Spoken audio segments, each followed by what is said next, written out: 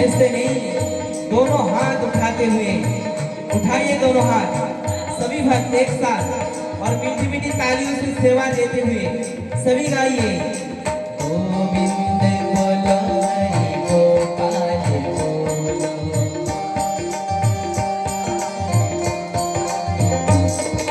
गोविंद बोलो हरि गोपाल बोलो,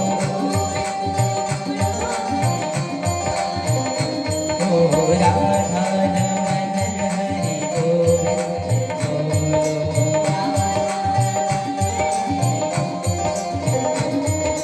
गोविंद बोलो हरि गोपाल बोलो,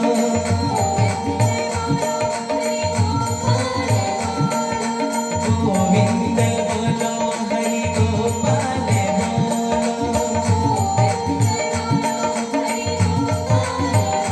ओ राधा रमन हरि गोविंद बोलो,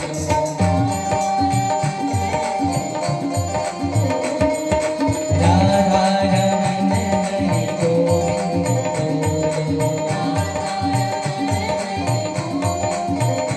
बोले कृष्ण कन्हैया लाल की, भक्तवत्सल भगवान की। हरे कृष्णा कृष्णा कृष्णा हरे हरे, हरे राम राम राम हरे हरे, हरे कृष्णा। सभी भक्त गाइए मिलके एक साथ, जय हो।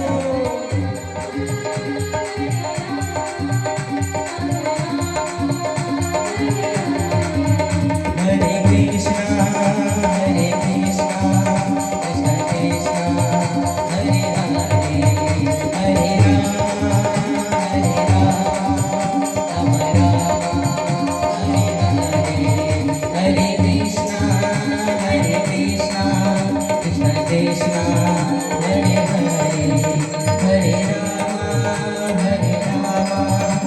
राम राम हरे हरे। बोले कृष्ण कन्हैया लाल की, भक्तवत्सल भगवान की। जय जय श्री राधे श्याम।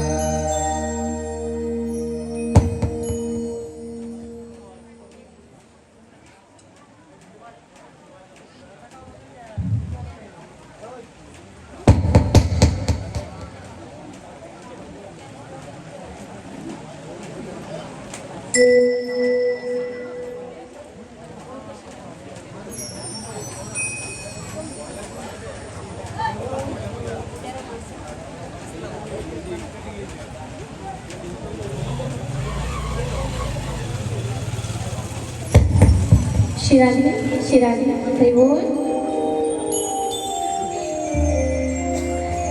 चित्सारि सिंधु सर्वस्व, श्री राधा गोविंद के कमल चरणों में मेरा कोटि कोटि प्रणाम। तथा आज इस कथा में पधारे हुए प्रत्येक भक्तों के श्री कमल चरणों में मेरा कोटि कोटि प्रणाम। तथा मेरे सहयोगी कलाकार मेरे भाइयों को व्यासपीठ की ओर से बारंबार अभिनंदन।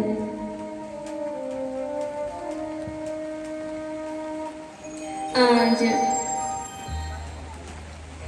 इस गांव में 3 दिवस की कथा का आयोजन किया गया है गणेश पूजा के उपलक्ष्य पर, और हमारे युवा भाइयों ने इतना सुंदर आयोजन किया। और सबसे सुंदर बात ये है कि आज की परिस्थिति कुछ दयनीय है। कहते विघ्नहर्ता की कथा में विघ्न पड़ गए। अब बताओ, तो इस परिस्थिति में भी भक्त आए हुए हैं।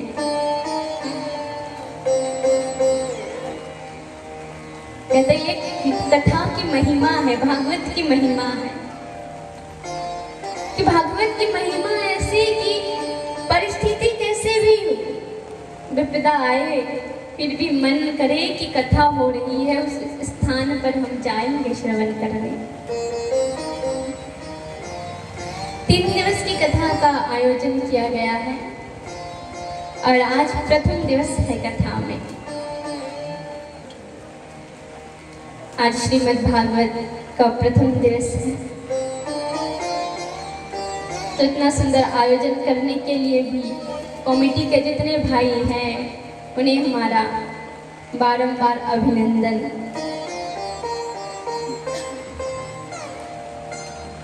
आज श्रीमद् भागवत कथा का प्रथम दिवस है, तो प्रथम दिवस में कथा का महत्व बताया जाता है और कथा के महत्व में बताते हैं। उमैया ध्यान से सुनना।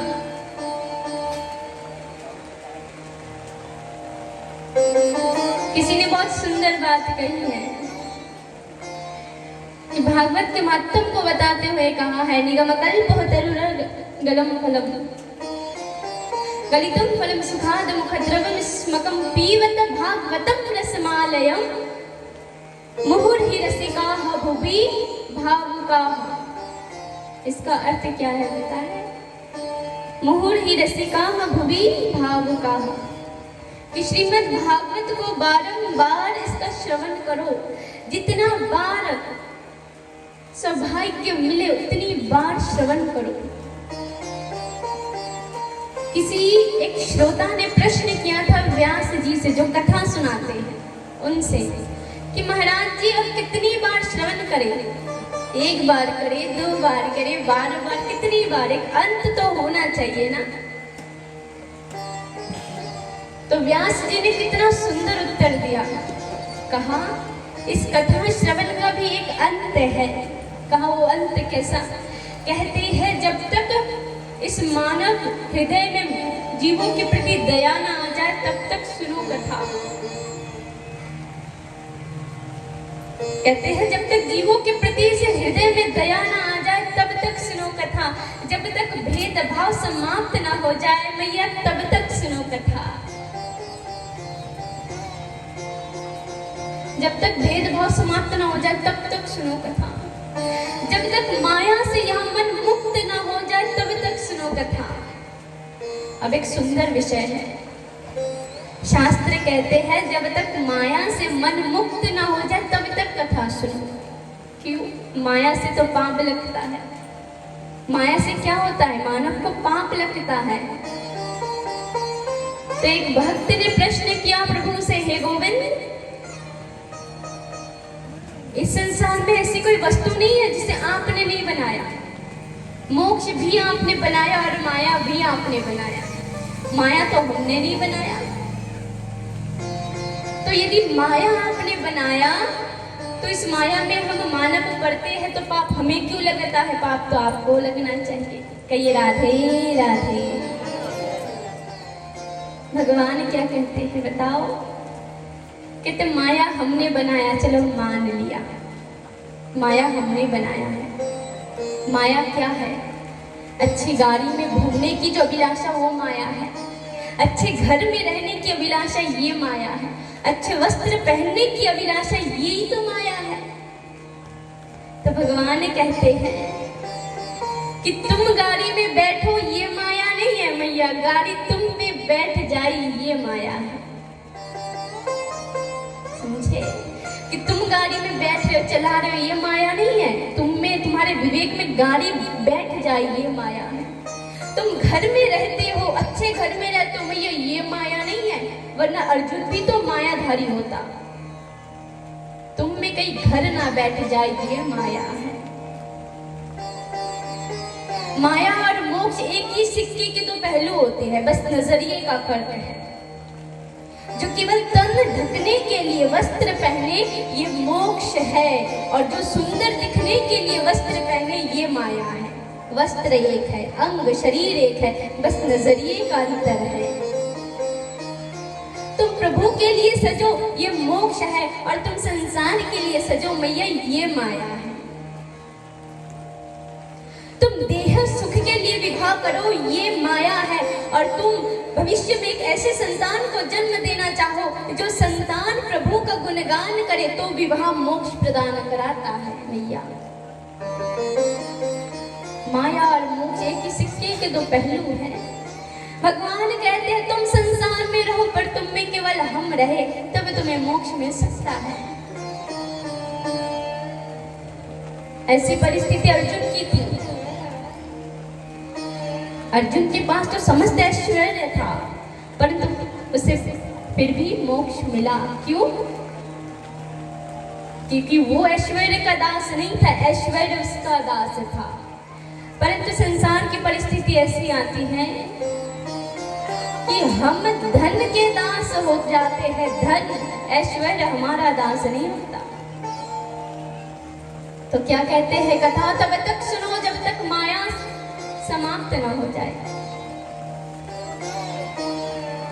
और जब लगे कि नहीं अब समस्त विकारों से मैं दूर हो गया हूँ तो कथा सुनने की आवश्यकता नहीं पड़ती। आज हम कथा का आयोजन करते हैं, इतनी मेहनत होती है, धन खर्च होता है, मेहनत लगती है, तब जाके 3 दिवस 5 दिवस 7 दिवस की कथा का आयोजन हम कर पाते हैं। क्यों करते हैं? बस कारण इतना कि किसी तरह हमारे गोविंद, हमारे प्रभु हमारे चित्त में विराज जाए। शास्त्र क्या कहते हैं, सदा सैव श्रीमद् भागवती कथा यस्य श्रवण मात्रेण हरिचित्त समश्रिता। कि सदा सर्वदा प्रभु का गुणगान श्रवण करने से चित्त चोर, कौन है भैया चित्त चोर? कन्हैया है, गोविंद है।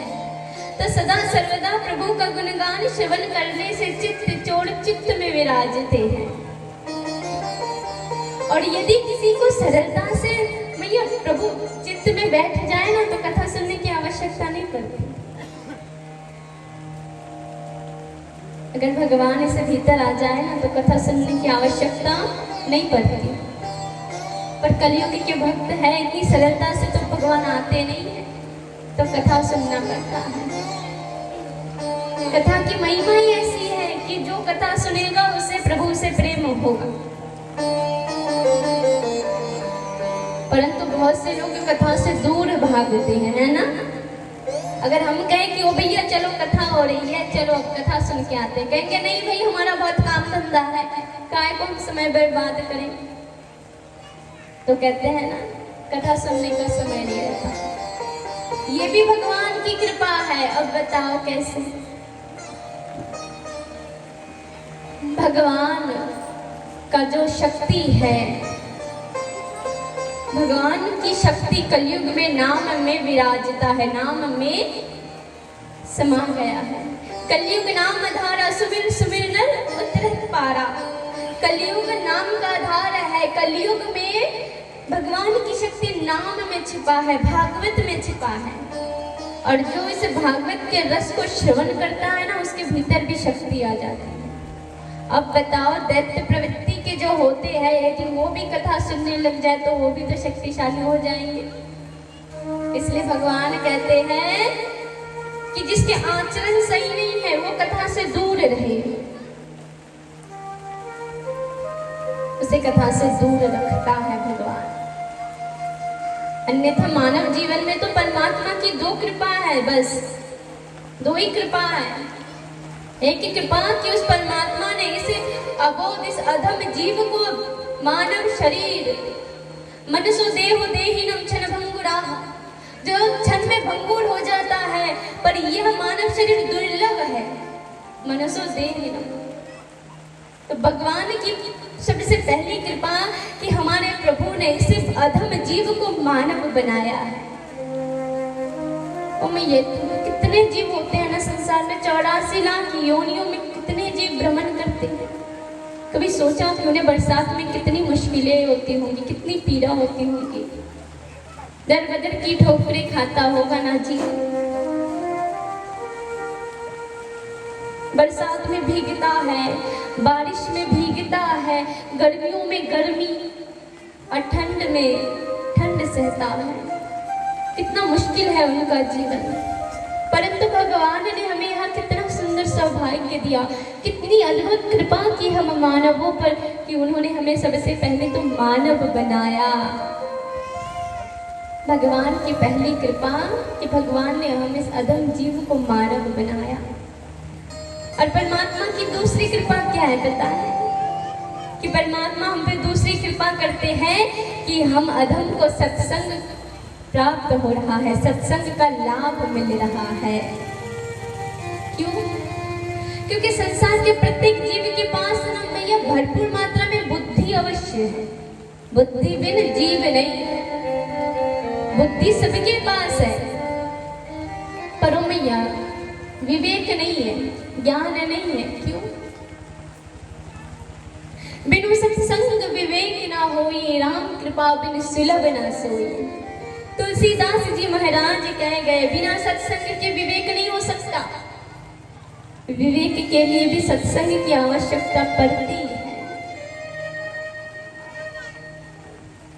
तो सब तो सत्संग करते नहीं तो विवेक कहाँ से आए? कहते विवेक और बुद्धि जब मिलता है, विवेक और बुद्धि का मिलन होने के पश्चात ज्ञान का प्रकट्य होता है। ज्ञान से क्या प्राप्त होता है ओ मैया? ज्ञान से चरित्र का निर्माण होता है। बुद्धि सबके पास है, ज्ञान एक विशेष वस्तु है। ओ मैया ज्ञान का अर्थ ये नहीं है कि कम उम्र में हम फोन चलाना सीख गए तो बहुत ज्ञानी हो गए। हमें हर कुछ पता नहीं है। ज्ञान किसे कहते हैं? ज्ञान के चरम कैसे बताते हैं कि पहला ज्ञान कहाँ दर्शाया जाता है कि वस्त्र कैसे हो, वस्त्र हम कैसे पहने, ये पहला ज्ञान है। दूसरा ज्ञान बताते हैं कि भोजन किस प्रकार किया जाए, कैसा भोजन करा जाए, ये दूसरा ज्ञान है। तीसरा ज्ञान बताता है संग कैसा हो, हमारा मित्र कैसा हो, हमारा संग और हमारा मित्र कैसा हो। और चौथा हमारे संस्कार कैसे हो। कहिए राधे राधे। संस्कार कैसे हो ये ज्ञान से दर्शाया जाता है। तो भागवत की महिमा इतनी विशाल है। और श्रीमद् भागवत को तो कहते ये दर्पण है। दर्पण कैसा होता है? दर्पण हमारा अस्तित्व दिखाता है। हम कैसे है दर्शाता है श्रीमद् भागवत। श्रीमद् भागवत अर्पण है, श्रीमद् भागवत समर्पण है, अस्तित्व दिखाता है खुद का। श्रीमद् भागवत वो दर्पण है। यदि किसी को अपना अस्तित्व देखना है ना तो श्रीमद् भागवत श्रवण करें। क्योंकि श्रीमद् भागवत से अपना अस्तित्व कैसे कि हम कौन है, कहाँ से आए हैं, कहाँ जाएंगे, क्या है इस संसार में हमारा, ये दिखाता है श्रीमद् भागवत। और श्रीमद् भागवत कहते संसार में जितने ग्रंथ हैं हर ग्रंथ में तो केवल प्रभु का ज्ञान ही ज्ञान है, अपार ज्ञान। वेद कह लो, शास्त्र कह लो, उपनिषद कह लो, ग्रंथ कह लो, पुराण कह लो, यहाँ तक कि गीता में भी अपार ज्ञान है। पर श्रीमद् भागवत एक ऐसा ग्रंथ है कि जिसमें में यह ज्ञान कहीं नहीं, केवल भक्ति ही भक्ति मिलेगी। श्रीमद् भागवत में भगवान का वर्णन नहीं, ओ मैया भक्त और भगवान के मिलन का वर्णन है श्रीमद् भागवत में। श्रीमद् भागवत के प्रत्येक कथा में बताया गया कि किस प्रकार संसार से जब यह प्राणी हम जीव संसार से दूर हो जाते हैं, जब पूरा संसार हमारा साथ छोड़ देता है, तब किस प्रकार हमारे प्रभु हमारा उद्धार करते हैं, ये श्रीमद् भागवत बताता है। जिस प्रकार द्रौपदी का उद्धार हमारे गोविंद ने किया था, ये श्रीमद् भागवत बताता है। कैसी थी द्रौपदी की परिस्थिति? महाभारत के प्रसंग में आता है कि जब दुर्योधन ने छल पूर्वक पांडवों से सब कुछ हरण कर लिया था, अंत में द्रौपदी को भी जुए में लगा दिया था। जब द्रौपदी को भी हार गए तब द्रौपदी दुर्योधन ने दुशासन से कहा, जाओ जाके उस दासी को लेके आओ बलपूर्वक। दुशासन गया द्रौपदी को लाने।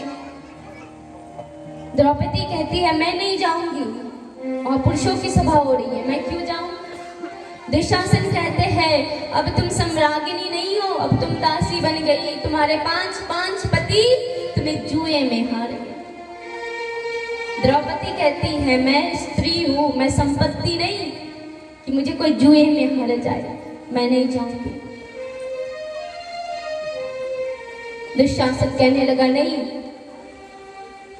यदि तुम स्वच्छ से नहीं जाओगी तो हम तुम्हें जबरदस्ती ले जाएंगे।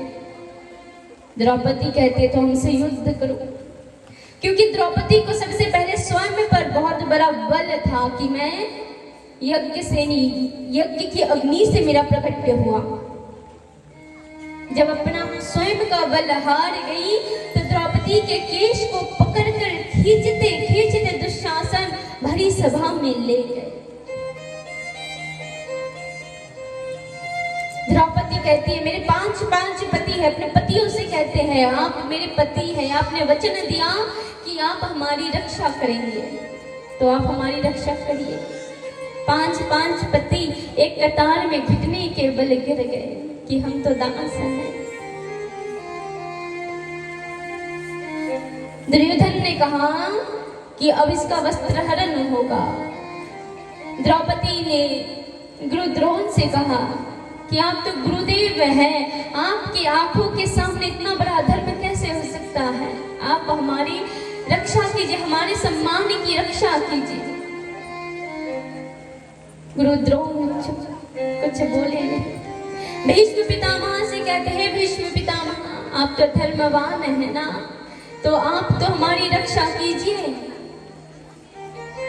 भीष्म पितामह मानो उनके होठों पे ताला लग गया, मौन व्रत धारण किए हुए। द्रौपदी हर एक से गुहार लगाने लगी हमारी रक्षा करो, परंतु द्रौपदी को भगवान का स्मरण तक नहीं है, भगवान की याद तक नहीं है। धृतराष्ट्र से कहने लगे अरे महाराज आप हमारी रक्षा कीजिए। धृतराष्ट्र भी कुछ नहीं बोले। पूरे संसार से मदद मांग ली कि आप हमारी रक्षा करिए, पर कोई संसार में कोई आगे तक नहीं बढ़ा। दुर्योधन ने दुशासन से कहा इसकी साड़ी खींचो। दुशासन जैसे ही द्रौपदी के आंचल को पकड़े तो अब द्रौपदी क्या करे, तब दोनों हाथ छोड़ के ऊपर करके कहने लगे हे माधव अब आप ही हो बस मेरा एकमात्र सहारा। मैं संसार को छोड़ चुका, संसार के भरोसे को मैं त्याग चुका। यह संसार मेरा नहीं है, मैं तो बस भ्रम में था। यह संसार मेरा नहीं है, मैं भ्रम में था। आप मेरी लाज रखिए, आप मेरी रक्षा कीजिए। उसी समय भगवान ने द्रौपदी की लाज रख ली। अब बताओ, अब तक पुकारा नहीं, केवल एक बार पुकारा गोविंद रक्षा करो, गोविंद आ गए, द्रौपदी की रक्षा कर दी। सब कुछ हार कर द्रौपदी अपने कक्ष में चली गई, क्योंकि अब तो 12 वर्ष का वनवास और 1 वर्ष का अज्ञातवास भोगना पड़ेगा। पूरी परिस्थिति इतनी भयावह। कृष्ण अब हस्तिनापुर आए, सीधे यहाँ के द्रौपदी के कक्ष की ओर बढ़ने लगे। द्रौपदी के कक्ष को जैसे ही खोला तो देखते हैं चारों ओर अंधेरा, बस एक सिसकने की रोने की ध्वनि आ रही है। कौन? द्रौपदी रो रही है अंधेरे में। कृष्ण जैसे ही प्रवेश किए तो द्रौपदी कहती है अरे अब क्यों आए, अब क्यों आए हो तुम उस समय कहाँ थे जब मेरी लाज मिट्टी में मिल रही थी, जब यह संसार मुझे पीड़ा दे रहा था, तब तुम कहा था, तब स्मरण नहीं आया, तब अपनी सखी अपनी बहन की बात याद नहीं आई। तो गोविंद बड़ी सुंदर बात कहते हैं, क्या? हे द्रौपदी, तुम संसार के भरोसे थी, तुम तो संसार को बुला रही थी, बताओ तो मैं कैसे आता? तुम एक बार मुझे बुला लेती तो द्रौपदी तो 64 का खेल ही नहीं होता। अरे द्रौपदी, तुम बोलती हो कि मैं क्यों आया, मैंने देर कर दी। अरे जब तुम्हारे 5 पति द्वित क्रीड़ा में बैठे थे, एक बार भी मेरा स्मरण नहीं किया। अरे एक बार 5 पांडव मेरा स्मरण करते, फिर मैं देखता कौन हारता और कौन जीतता। तो द्रौपदी क्या कहती है, माधव, बस यही एक दिन बचा था मेरे लिए कि आज भरी सभा में मेरी साड़ी, मेरा वस्त्र हरण हो गया। द्रौपदी कहती है, सब छोड़ दिया मैंने शाम तेरे भरोसे में, अब मुझको संभालेगा तू, वो मेरे सावर है। हे माधव, मैंने तो सब कुछ तुम पे छोड़ दिया था। माधव कहता है, द्रौपदी, जो हो गया सो हो गया, अब मैं कुछ कर नहीं सकता। केवल मैं इतना बताता हूँ, केवल मैं इतना तुमसे कहता हूँ कि धैर्य का धारण करो,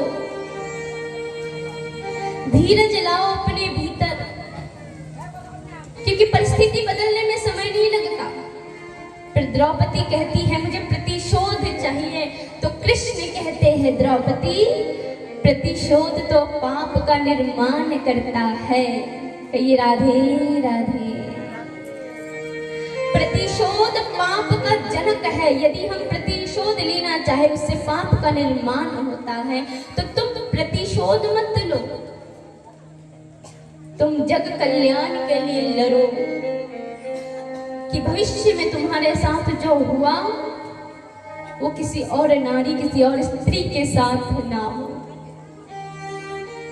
ऐसा भाव कृष्ण का। श्रीमद् भागवत में कहते हैं, गजेंद्र नाम का एक हाथी रहता था। जीवन भर उसने केवल भोग को भोगा। अंत समय में जब ग्रह रूपी काल ने इसके चरणों को पकड़ लिया, तो जो गजेंद्र जीवन भर केवल भौतिक सुखों में लगा रहा, और वही गजेंद्र जब हृदय खोल के केवल एक बार कहा, प्रभु हे गोविंद, आप मेरी रक्षा कीजिए, तो केवल एक बार कहने मात्र से प्रभु तुरंत आके गजेंद्र की रक्षा करते हैं। तो ऐसे हैं हमारे प्रभु, ऐसे हैं हमारे भगवान, जो केवल एक बार कहने मात्र से उसका उद्धार कर देते हैं। शास्त्र में भगवान के नाम तो बहुत है, अनेकों नाम है, पर अनेकों नामों में से एक नाम है दीन बंधु। भगवान का एक नाम है दीन बंधु। अब दीन बंधु कैसा नाम है? दीन बंधु कहते हैं जो दीन का बंधु है। ओ मैया, संसार में दीन का कोई बंधु नहीं हो सकता, संसार में दीन का कोई बांधव नहीं हो सकता। संसार में दीन का तो एक ही बंधु है, वो है हमारे गोविंद, इसलिए उनका नाम दीन बंधु है। हम अपनी कथा में मंगलाचरण में कहते हैं ना, हा कृष्ण करुणा सिंधु दीन बंधु जगतपते। इसका अर्थ क्या है? हा कृष्ण करुणा सिंधु, तुम करुणा के सिंधु हो। सिंधु कत विशाल समुद्र से भी बड़ा जो वो सिंधु होता है। तो भगवान तो करुणा के सिंधु है, दीन बंधु जगतपते, दीन बंधु है हमारे। उनसे बड़ा दीन बंधु संसार में कौन हो सकता है मैया? इस संसार में आप सब कुछ छोड़ दीजिए। एक बात कहते हैं, प्रभु जो होते हैं ना, उसे एक बार यदि किसी ने अपना बना लिया तो उसे संसार की आवश्यकता नहीं पड़ती। कौन भला कहे, कौन बुरा कहे, भाई फर्क ही ना पड़े। ओ मैया, जो जैसा है वो वैसा रहेगा। हम क्या है, हमारे भीतर क्या है? हमारा अस्तित्व क्या है, हमारा सतित्व क्या है, ये हम जानते हैं, हमारे प्रभु जानते हैं। ना आप जानते हो ना कोई जानता है। हमारी शक्ति, कहते जिसमें जितनी शक्ति होती है उसके शक्ति का आकलन केवल वही कर सकता है, मैया माता पिता भी नहीं कर सकते। बताओ राधे राधे। कहते जिसके भीतर जितनी शक्ति उसका आकलन वो कर सकता है या परमात्मा कर सकते, मैया माता पिता भी ना कर सकते।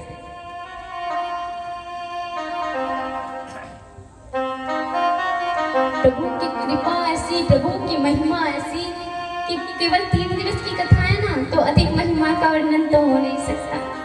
यदि कथा 5 दिन की, 7 दिन की हो, 7 दिन की कथा भी कम पड़ जाती है। 7 दिन में भी कुछ विशेष नहीं हो पाता। वही एक सेम चैप्टर, एक जैसी बात। पहले परीक्षित जन्म होगा, सुखदेव जन्म होगा, वही बलि चरित्र होगा, वही अजामिल उपाख्यान होगा, कृष्ण जन्म होगा, भगवान का रास रचैया शाम सलोना वही होगा, अंत में उद्धव चरित्र, अक्रूर चरित्र, उसके बाद क्या सुदामा चरित्र। यही एक बेसिक, यही एक समान अध्याय बन चुका है। पर इसी कथा में हरिश्चंद्र की कथा आती है, दुष्यंत शकुंतला की कथा आती है, मत्स्य अवतार की कथा आती है, हयग्रीव अवतार की कथा आती है, हंस अवतार की कथा आती है, ययाति चरित्र आता है, मानधाता की कथा आती है, सूर्यवंश का वर्णन होता है, चंद्रवंश का वर्णन होता है, यदुवंश का वर्णन होगा, भोज्यवंश का वर्णन होगा। रामायण में तो केवल रामायण, गीता में केवल गीता, महाभारत में केवल महाभारत, सभी का सार भागवत है। बताओ श्रीमद् भागवत, यदि कोई चाहे ना कि मैं केवल एक श्लोक सच्चिदानंद रूपाय विश्वोत्पत्ति हेतवे तापत्रय विनाशाय श्री कृष्णाय वयं नमः, ये केवल एक श्लोक कोई यदि चाहे ना 7 दिन इसी में कट जाएंगे। यदि कोई चाहे 7 दिन एक श्लोक में कट जाएंगे, तो ऐसी महिमा है भागवत की। तो श्रीमद् भागवत में सबसे पहले यही श्लोक का वर्णन आता है।